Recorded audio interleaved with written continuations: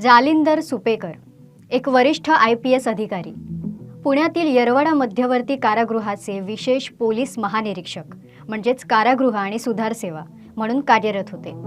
नाशिक, छत्रपती संभाजीनगर आणि नागपूर इथल्या कारागृह उपमहानिरीक्षक पदाचा अतिरिक्त कार्यभारही त्यांच्याकडे होता.